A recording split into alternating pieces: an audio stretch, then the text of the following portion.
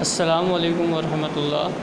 It is Linkwiz English Grammar Book 4, and today we will read Unit 1, which is Uses of Do Does, page number 5. Do Does, इसका इस्तेमाल आज हमने सीखना है कि affirmative में इसका इस्तेमाल कैसे हो रहा है और नेगेटिव में इसका इस्तेमाल कैसे हो रहा है। डू के लफ्ज़ी मायने जो हैं वो करना के हैं, करना, डू करना। आपने स्टैंडर्ड थर्ड में फ़र्स्ट चैप्टर में आपने ये पढ़ा था कि जब आई यू वी दे होंगे तो उनके साथ हम वर्ब में एस ई एस नहीं लगाते, जबकि ही शी इट के साथ हम वर्ब के साथ एस ई एस लगाते हैं। आपने यूनिट थर्ड में ये चीज़ पढ़ी है कि जब आई यू वी दे होते हैं तो उनके साथ वर्ब के साथ एस या ई एस नहीं लगाते। जब ही शी इट होते हैं तो देखें उन डू के साथ ई एस का इजाफ़ा करके डज़ बना हुआ है, ठीक है। तो डू डज़। इसी तरह से फॉर एग्ज़ाम्पल एक मिसाल आपको दूँ समझाने के लिए, जैसे आई यू वी दे है, अगर सिंग लिखा है तो यहाँ पे सिंग होगा, एस आई एन जी सिंग। लेकिन अगर वही सिंग ही शी इट के साथ इस्तेमाल करना होगा तो वो सिंग्स हो जाएगा, S I N G S sings हो जाएगा, ठीक है। तो ये पुरानी बात है कि आई यू वी दे होगा तो हम डू इस्तेमाल करेंगे, एस ई एस का इजाफ़ा नहीं करेंगे वर्ब के साथ, जबकि ही शी इट के साथ हम वर्ब का इजाफ़ा करते हुए उसको डज़ पढ़ेंगे। ये डू पढ़ा जाएगा, ये डज़ पढ़ा जाएगा, एक बात। दूसरी बात ये कि एक चीज़ होती है डू नॉट, जिसको हम शॉर्ट फॉर्म में पढ़ते हैं डोंट, और एक होता है डज़ नॉट, जिसको शॉर्ट फॉर्म में हम पढ़ते हैं डजेंट। डू की खासियत ये है कि जब सवाल किया जाता है, इंटेरोगेटिव मीन्स ये इंटेरोगेटिव है, आपका सवाल कर रहा है ये, do you like beef burgers, क्या आपको बीफ बर्गर्स पसंद है। अब यहाँ पर ये जो डू इस्तेमाल हो रहा है बेटा, यहाँ पे ये जो डू इस्तेमाल हो रहा है ये हेल्पिंग वर्ब के तौर पर इस्तेमाल हो रहा है, ठीक है। लेकिन जब आप इसका जवाब दे रहे हैं यस आई डू, हाँ मैं करता हूँ, तो अब यहाँ पर ये वाला जो डू है ये वर्ब के तौर पर इस्तेमाल हो रहा है, ठीक है। यानी कि डू जो है वो वर्ब के तौर पे भी इस्तेमाल होता है और डू जो है वो हेल्पिंग वर्ब के तौर पे भी इस्तेमाल होता है। फ़र्क सिर्फ इतना है कि जब आप सादा जुमला बोलते हैं तो उसमें डू वर्ब के तौर पे इस्तेमाल होता है, और जब आप सवाल करते हैं या किसी चीज़ का इनकार करते हैं तो उस वक्त डू और डज़ जो हैं वो हेल्पिंग वर्ब के तौर पर इस्तेमाल होते हैं, ठीक है। आप मेरी बात को मज़ीद वजाहत में इसको और समझाऊँगा आपको। अब एक सेकंड एग्जांपल आपके पास दी हुई है, डज़ महा वॉक टू स्कूल, क्या महा स्कूल पैदल जाती है। अच्छा, पहले आपको इस एग्जांपल को और मज़ीद देखें। लिखा है do you like beef burgers, क्या आपको बीफ बर्गर्स पसंद है। अब आपको अगर बीफ बर्गर्स पसंद है, ये आपसे सवाल किया जा रहा है, तो यहाँ पे डू हेल्पिंग वर्ब के तौर पर इस्तेमाल हो रहा है। और अब आपने इसका जवाब जब पॉजिटिवली देना है तो आपने कह दिया यस बिल्कुल, आई डू मैं पसंद करता हूँ, करना पसंद करता हूँ, आई डू मैं पसंद करता हूँ। लेकिन अगर आपने अब ये डू जो है वर्ब के तौर पे इस्तेमाल हो रहा है यहाँ पे हेल्पिंग वर्ब के तौर पर, क्योंकि ये इंटेरोगेट सवाल कर रहा है, ये वर्ब के तौर पर इस्तेमाल हो गया। सेकंड एग्जांपल, डज़ महा वॉक टू स्कूल, क्या महा स्कूल पैदल जाती है। तो अब आप इसको कह रहे हैं नो शी डजेंट, नहीं वो पैदल नहीं जाती, ठीक है। तो यहाँ पे जो अब डजेंट इस्तेमाल हो रहा है, ये डजेंट इस्तेमाल हो रहा है, ये एज अ हेल्पिंग वर्ब इस्तेमाल हो रहा है, ठीक है। जब कभी डू डज़ होगा तो वो वर्ब के तौर पे इस्तेमाल हो रहा होगा, और जब कभी डू नॉट यानी कि डोंट और डजेंट होगा तो वो हेल्पिंग वर्ब के तौर पर इस्तेमाल होगा। मेरी बात को दोबारा समझें, मैं इसको और अच्छे से आपको एक्सप्लेन कर दूँ। जब कभी सादा जुमले में डू डज़ होगा, अफर्मेटिव सादा जुमला होगा, जब आप यस में जवाब दे रहे होंगे तो डू वर्ब के तौर पे इस्तेमाल होगा, और जब आप नेगेटिव यानी कि मना कर रहे होंगे, किसी चीज़ का इनकार कर रहे होंगे, नेगेटिव में जवाब दे रहे होंगे, नो नेगेटिव में जवाब दे रहे होंगे, तो वहाँ पे हेल्पिंग वर्ब के तौर पर इस्तेमाल हो रहा होगा। ठीक है, इसकी एक्सरसाइज को मज़ीद देखते हैं। मैंने आपकी थोड़ी सी आपकी आसानी के लिए लिखा हुआ है डू और डस का इस्तेमाल कहाँ कहाँ होता है।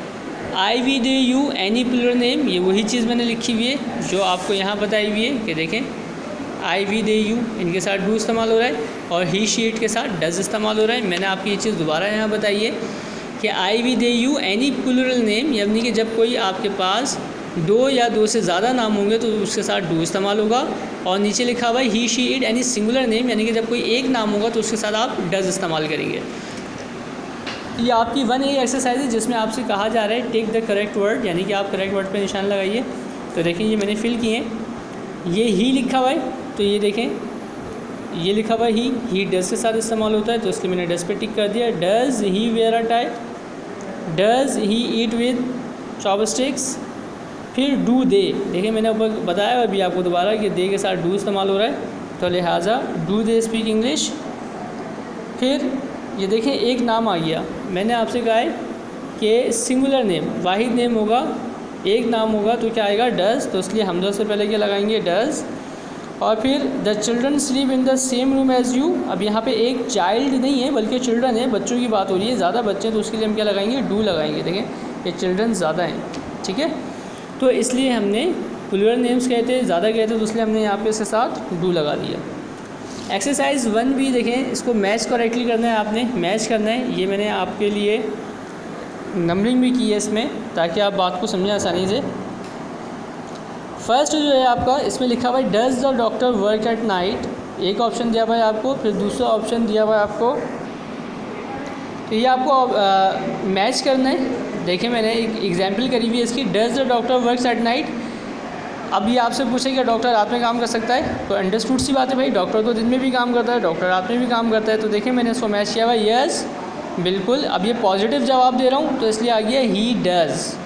डॉक्टर एक है तो उसके लिए डॉक्टर के लिए ही इस्तेमाल करते हैं, मेल डॉक्टर है इसलिए ही। अगर वहाँ पे तस्वीर में पिक्चर में आपकी फ़ीमेल डॉक्टर होती तो ही की जगह शी आ जाता, यस शी डज हो जाता, ठीक है। ये आपने इसको मैच कर दिया। फिर सेकंड दिया भाई डू यू प्ले चेस, क्या तुम चेस खेलते हो, तो देखें सेकंड को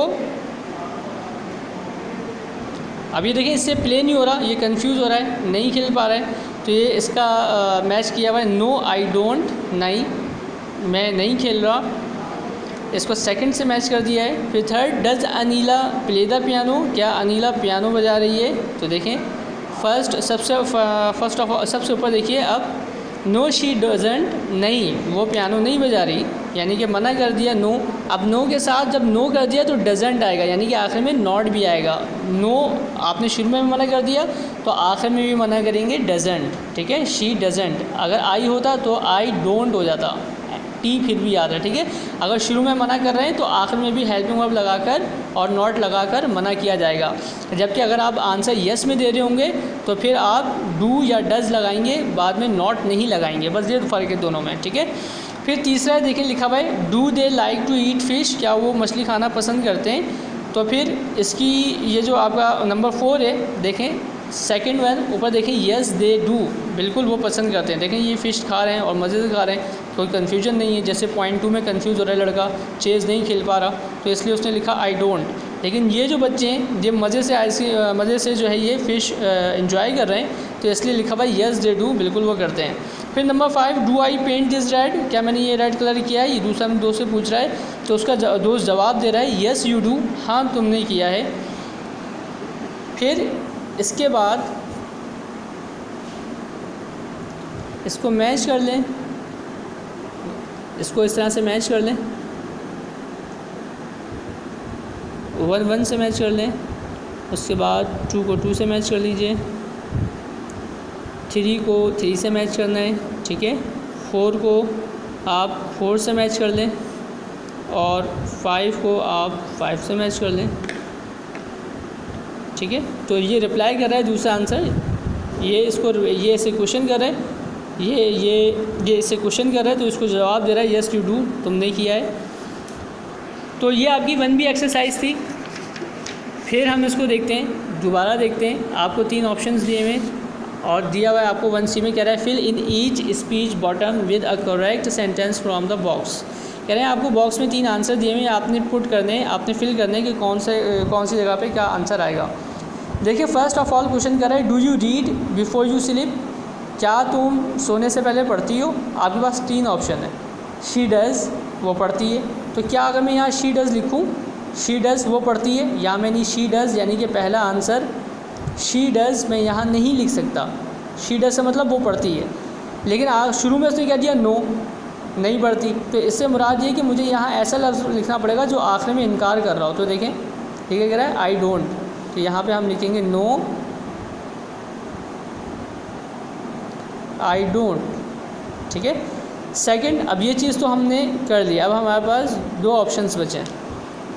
अब देखें क्वेश्चन नहीं पूछा, डायरेक्ट आंसर लिखा है नो वी डोंट, नो मना भी कर दिया और फिर आखिर में डोंट लगा के वी के साथ डोंट इस्तेमाल होता है, तो मना कर दिया, शुरू में भी मना कर दिया, आखिर में भी मना कर दिया, नो में है। तो अब देखें शी डज़ लिखूँगा यहाँ पर, तो शी डज़ वो करती है, इसका जवाब नो वी डोंट आंसर नहीं बनेगा, तो लिहाजा इसका आंसर ये बनेगा do Hina and you bake, ये इसका क्वेश्चन बनेगा। तो फिर नेक्स्ट उसका रिप्लाई हो जाएगा do Hina and you bake. अब उसका जवाब दे रहे हैं नो वी डोंट, नहीं हम नहीं करते, ठीक है। फिर third one is does Laiba keep a pet at home, answer दे रहा है यस, तो हमारे पास अब एक ही ऑप्शन बचा है यस, और जवाब भी हमारे पास पॉजिटिव में, और ये भी हमारे पास पॉजिटिव में, डज़ नॉट नहीं लिखा हुआ, नेगेटिव नहीं है, पॉजिटिव में ही है, तो हम यहाँ लिखेंगे she does, yes she does. इसी तरह से एक्सरसाइज 1D है, लिखा हुआ है do you like to eat banana. अब आपने बताना है यस और नो में बताना है, अगर नो होगा तो आपने बताना है डोंट या डजेंट लगेगा, और अगर यस होगा तो डू या डज़ लगेगा बस। अगर आपने आंसर जो है, अगर आपने आंसर पॉजिटिव देना है, यस में देना है, तो फिर जो है आप डू या डज़ का इस्तेमाल करेंगे। डू और डज़ कैसे करेंगे, सब्जेक्ट को देखकर करेंगे, I we they you he she it जो भी लगा हुआ होगा उसको देख के करेंगे। अगर ही शी इट होगा तो डज़ इस्तेमाल करेंगे, आई वी दे यू होगा तो डू इस्तेमाल करेंगे। और अगर आपने पॉजिटिव आंसर नहीं देना, आपने नेगेटिव में आंसर देना है यानी कि नो में आंसर देना है, तो फिर आप आखिर में डू नॉट इस्तेमाल करेंगे यानी कि डोंट इस्तेमाल करेंगे, जिसकी शॉर्ट फॉर्म ये होती है DON डोंट और डजेंट, ठीक है। अब ये डोंट और डजेंट का भी बिल्कुल वही प्रोसेस है कि डोंट वहाँ इस्तेमाल होगा जहाँ पर आपने आई वी दे यू होगा, और डजेंट वहाँ इस्तेमाल होगा जहाँ जुमले में ही शी इट दिया हुआ होगा। अब देखिए लिखा हुआ है do you like to eat banana, क्या आप केले खाना पसंद करेंगे, तो आपने आंसर दे दिया नो। अब आधा आंसर दिया है, उसको कंप्लीट करना है, नो आप जवाब देंगे तो आप लिखेंगे नो आई, अब आई के साथ डोंट इस्तेमाल होता है, ठीक है, नो आई डोंट। फिर does Jamil like to sweep the floor, अब जमील है, इसने कह दिया यस, जमील के लिए हम जमील इस्तेमाल नहीं करेंगे बल्कि जमील लड़का है तो उसके लिए ही इस्तेमाल करेंगे, यस ही, अब ही के साथ डज़ इस्तेमाल हो जाएगा, यस ही डज़, जी वो करता है, साफ़ करता है, फ्लोर साफ़ करता है, फ़र्श साफ़ करता है, यस ही डज़। अब देखिए यहाँ पे पॉजिटिव है ना, यस आ गया, तो यहाँ पे डज़ नॉट नहीं आएगा, ये नेगेटिव था तो लिहाजा यहाँ पे भी नेगेटिव आएगा, डोंट यानी कि मना किया जाएगा, ठीक है।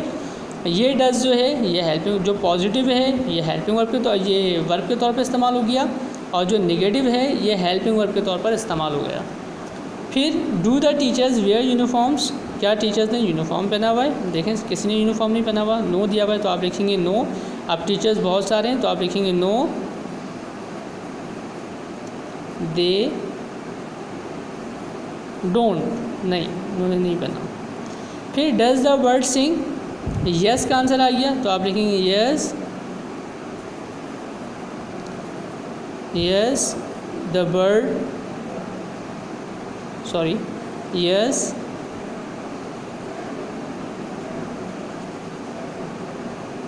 आप यहाँ बर्ड भी इस्तेमाल करते हैं, इट भी यूज़ कर सकते हैं, यस